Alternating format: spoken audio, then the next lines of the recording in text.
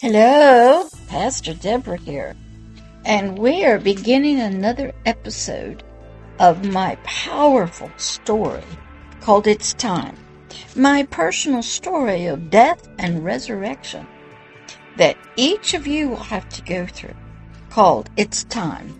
This is episode number 24, and I've placed this in the School of Late on the website and on the playlist on YouTube, and in the Kingdom of Agape Love volume number 1. These are my personal stories.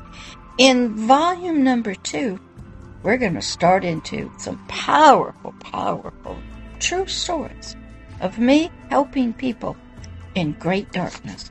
But this is episode number 24, and we're picking up on the night that God said to me, it's time. Remember? I was laying in my bed, and God said, it's time. And I knew what that meant. My spirit would be taken out of my physical body and taken to a satanic meeting to be killed. Because years and years before that, I had allowed myself and vowed that I would be willing to die in a satanic meeting for just one Satanist, to show God's love for them through my death, so they could live. And I was laying on my bed, and I heard God said, it's time. I knew I would die that night. My son would find me the next morning, and I would have died of natural causes. But that was the vow that I had made. So let's pick up here in episode number 24. And we will first say, please pay attention. If it starts to bother you in any way, it's a powerful story. Just stop, and maybe you don't need to listen to it. And I wanted to give you that disclaimer because this is almost an unbelievable spiritual story that might affect you, called It's Time. Remember, Satan did not initiate this spiritual command to Jan, that was my other name, the other me, asking her if she would sacrifice herself and her son to him as love offerings, and in obedience to save just one Satanist at a satanic meeting. This command was of God, the great I Am, as he had done years ago with Abraham regarding his son named Isaac, the son of promise. So Deborah knew she was going to die while she was inside of another physical body in a satanic meeting. It was sort of Jan knowing this also, but it was powerful, in which God had brought her to spiritually himself. He brought me back. He took me. God came and took my spirit with my permission, and he put it inside of another physical body that was laying on an altar in a satanic meeting. Remember, God is a fair judge to Satan. If there is evidence to prove his case, so be it. Satan wins the judgment. So down came the knife in Satan's hand, just as in the movie The Lion, the Witch, and the Wardrobe, out of the Chronicles of Narnia by C.S. Lewis. But there was one major exception. As the knife's tip just touched the physical body of the woman that Deborah's spirit was in on that satanic altar. There is a story about this in volume 2 of the book called Help Me, and you'll read about this. The blade began dissolving as Satan pushed it into the physical body. What was happening? How could Satan be defeated this time? How could this be true? Then the great majestic voice of God himself came and stood on the altar in full array of his glory and power and authority and dominion, and said for all to hear across the entire kingdom of darkness and the kingdom of heaven, you cannot kill her, for she is not Jan, who made the vow to die as a love offering to me many years ago. This is Deborah. And she didn't take the vow. Jan is already dead and buried. And she, at that very time, many years ago, when she freely offered herself to me in love and obedience to save one of my precious spiritual children in the kingdom of darkness, she was sacrificed and killed and died as a love offering, a love sacrifice to me.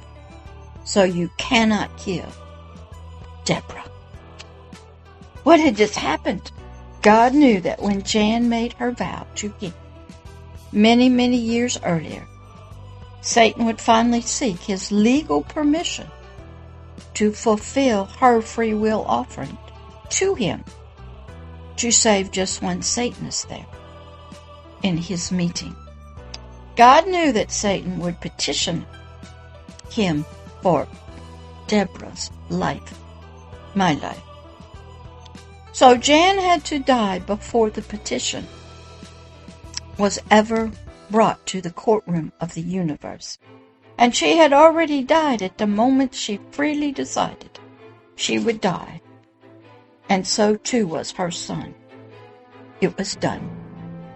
Way, way back, many years ago, unknown to Jan, Jan had died. Satan knew this had spiritually happened, for he knew the Word of God himself. But he was hoping, believing that Jan's words of her own vow to God, her free will sacrifice and offering of obedience of death for others, was still alive and enforceable against Deborah, so he could finally be rid of this spiritual creature who had been bringing great spiritual disturbances and deliverance and freedom to his slaves in the kingdom of darkness, in the spiritual world, covering the earth. God was way ahead of all of us, even Aslan. Even in the movie The Lion, the Witch, and the Wardrobe, Aslan knew what the White Witch was going to do. And he already knew that she would ask for the blood of a traitor. And he was prepared to take the traitor's life.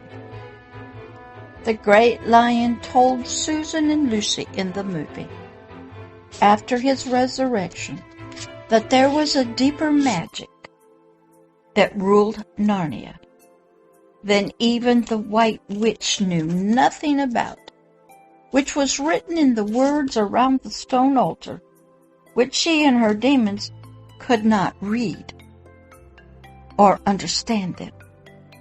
You'll see that in the movie if you go to that scene.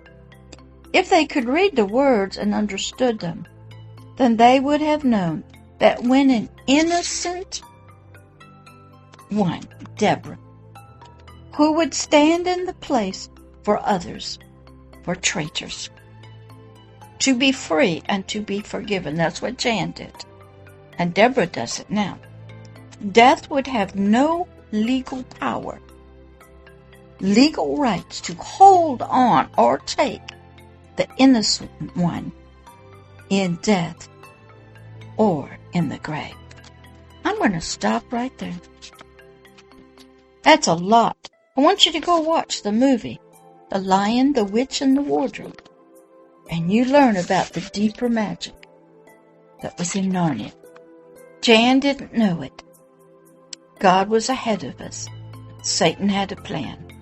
but because I was willing to give my life for another who was trapped in Satan's kingdom and separated from a loving Father.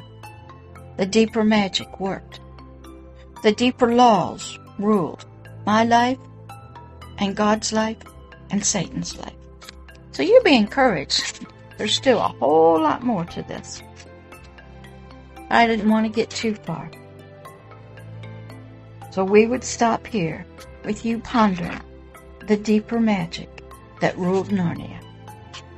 That when an innocent one, that was Jan and Deborah, who would stand in the place for others when Jan offered her life for one Satanist, who were traitors to God, unknown to them, for them to be free and forgiven, death would have no legal power, legal rights to hold on to or take the innocent one in death or in the grave. Jan gave her life on a cross years ago. And when Satan tried to take Deborah's life, he couldn't do it. Because Deborah was born again. Jan died to save others. Powerful story. Deep magic at work. And until you experience something like this, we still have a lot more to go. I just want to stop here so you can think about it and go watch that movie. The Lion, the Witch, and the Wardrobe. The Chronicles of Narnia. And go study Aslan. All right, I'll talk to you in the next episode. Bye-bye.